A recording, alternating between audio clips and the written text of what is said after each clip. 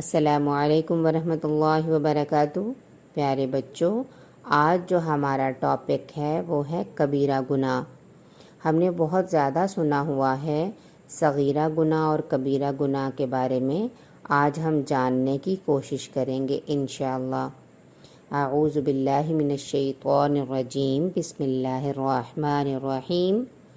کبیرہ گناہ بڑے گناہ کو کہتے ہیں۔ عربی میں بڑے گناہوں کو کبائر کہا جاتا ہے۔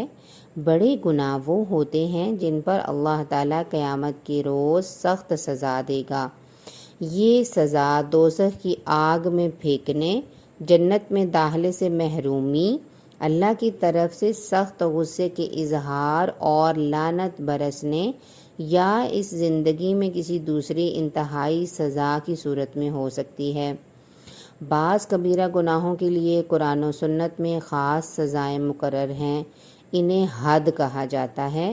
حد کی جمع حدود ہیں۔ بعض کبیرہ گناہوں کی حد مقرر نہیں کی گئی، آخرت میں ان پر سخت سزا مل سکتی ہے۔ کبیرہ گناہوں میں چوری، زناکاری، جھوٹی تہمت لگانا، والدین کی نافرمانی کرنا، کسی کو ناحق قتل کرنا، جادو کرنا، ناحق یتیم کا مال کھانا اور مرتد ہو جانا شامل ہے۔ اگر کسی نے کبیرہ گناہ کیا اور اس کے لیے دنیا میں سزا پا لی تو یہ معاملہ دنیا ہی میں طے ہو گیا ہے۔ اگر کسی وجہ سے اسے یہاں سزا نہ مل پائی تو اسے توبہ کرنی چاہیے اور یہ معاملہ اللہ کے پاس ہے کہ وہ اس کی سزا معاف کر دے یا اسے قیامت کے روز سزا دے۔ قرآن میں اللہ تعالیٰ نے فرمایا ہے، اگر تم بڑے گناہوں سے بچو گے جن سے تمہیں روکا جاتا ہے تو ہم تمہاری چھوٹی چھوٹی برائیاں تم سے دور کر دیں گے اور تمہیں عزت کی جگہ داخل کر دیں گے۔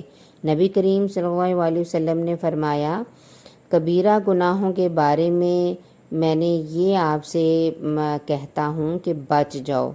صحابہ نے پوچھا، وہ کون سے گناہ ہیں؟ تو آپ نے فرمایا، اللہ کے ساتھ کسی کو شریک کرنا، جادو کرنا، کسی کو ناحق قتل کرنا، سود کھانا، یتیم کا مال کھانا، میدان جہاد سے بھاگ جانا اور پاک دامن بھولی بھالی مومن عورتوں پر تہمت لگانا۔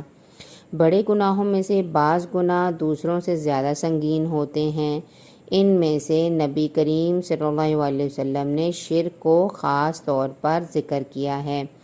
قرآن مجید کی آیات سے پتہ چلتا ہے کہ شرک کسی صورت معاف نہیں ہوگا اور مشرک کو ہمیشہ جہنم میں رہنا پڑے گا۔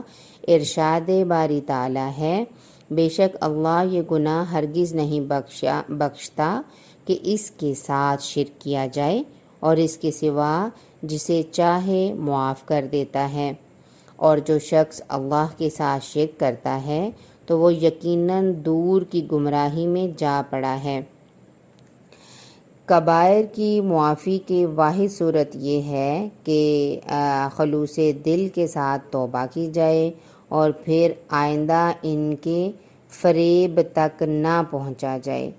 پیارے بچوں، ہمیں ان کبیرہ گناہوں سے بچنا ہے اور دوسروں کو بھی بچانا ہے۔